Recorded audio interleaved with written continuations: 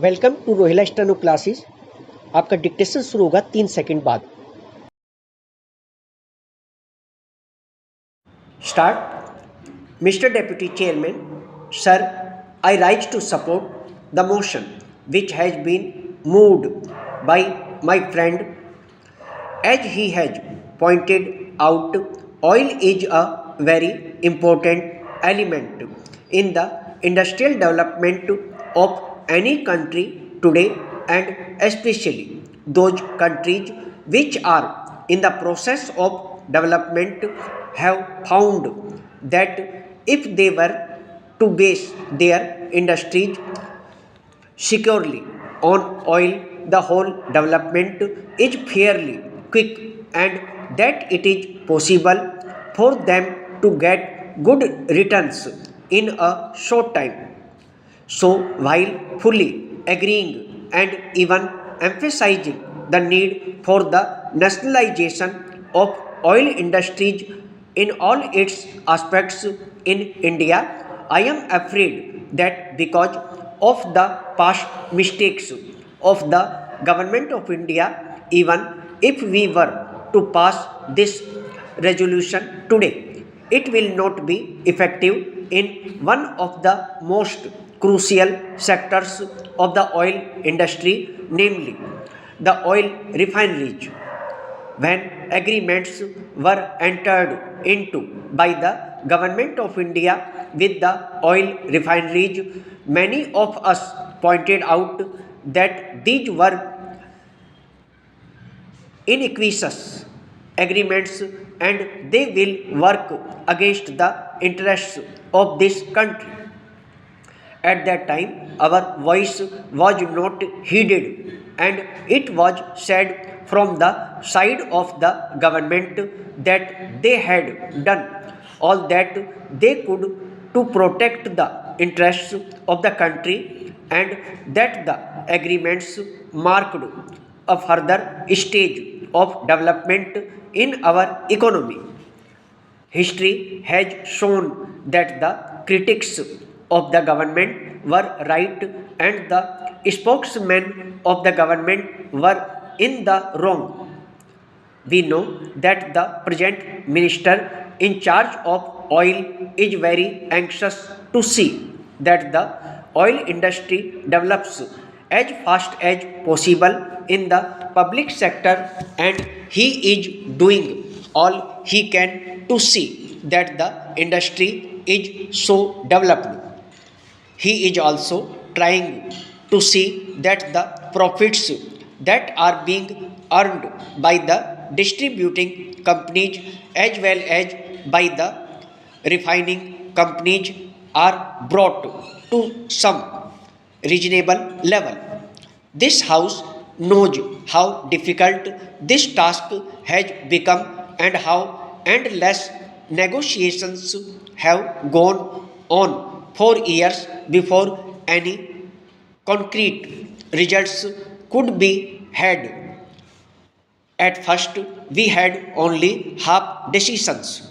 Today, I do not know if any firm decisions have been taken, decisions not only on the part of the government but decisions which have been accepted by these companies, and whether the government even today is at all in a position to enforce these decisions on these companies.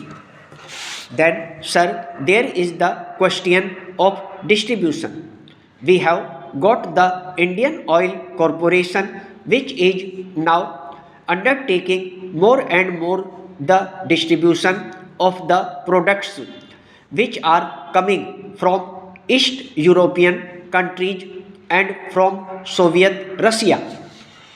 I do not wish to go into the question of prices of these oil products. It is fairly well known that the prices at which Russia and the East European countries sell their petroleum products abroad vary to a very great extent.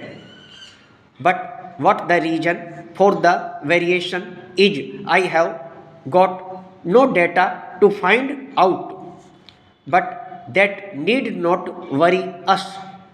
After all, we want oil products, and if we get them at cheap rates for whatever reasons, for whatever considerations, we should not mind welcoming the opportunity that has come to us as a result of that. I am quite sure that my country is capable of looking after its own interests in spite of any considerations or any motivations that might be guiding these countries to sell their products to our country at cheap rates. In case these motivations and considerations are not in the interests of our country, we have no data to find out whether these considerations and motivations are against the interests of the country or not.